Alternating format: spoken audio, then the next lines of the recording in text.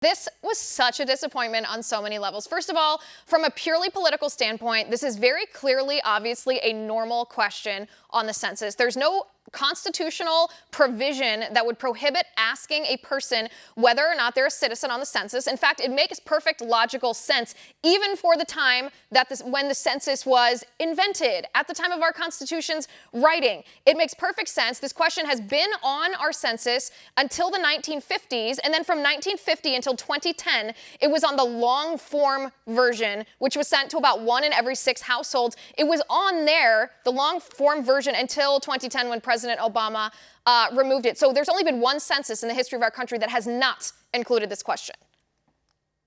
Yeah, crazy ruling from the chief here. It's funny. I was on with Glenn Beck this morning, and what I told Glenn is I would put this opinion up there in the John Roberts Hall of Fame right alongside the Obamacare decision. This is classic Chief Justice Roberts, truly classic. The way at the beginning of the opinion, he kind of fools you a little bit. He's kind of pulling us along. And when this broke on Twitter with SCOTUS blog and everyone who was live tweeting it, the initial news reminded me a lot of the Obamacare case, because in the Obamacare case, we first saw that the mandate was actually not going to be upheld on Commerce Clause grounds. It wasn't until a few minutes later when we realized what the chief had done in terms of rewriting it as a tax. Very similar thing here.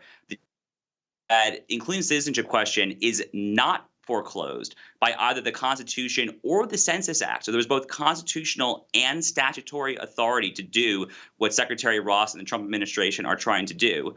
But they are questioning whether the private motives align with the publicly stated rationale. It's an insane ruling. It actually reminds me kind of the so-called travel ban litigation, Liz. If you recall, at that time, some of these courts, like the Fourth Circuit up in like Maryland and Virginia, they were quoting Trump's tweets from the campaign as if that was some sort of insight into his private motivations, and they were trying to discern whether that was a proper justification. This is insane. Clarence Thomas, it's technically a partial concurrence, partial dissent, but it's really a dissent. And his dissent versus holding today basically says, we are there to assess the legality of this action.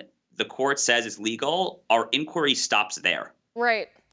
Right. It's not their role, essentially, to talk about the wisdom of a policy. It's to talk about whether they think it's a good policy, whether they think it's a bad policy. Not their role. That's the role of the legislature. Their role is only to determine whether it falls in line with our Constitution and with our existing laws. So basically the judgment here, this is why it was so confusing for people. It's affirmed in part, reversed in part, and remanded to a lower court. So everything that it could be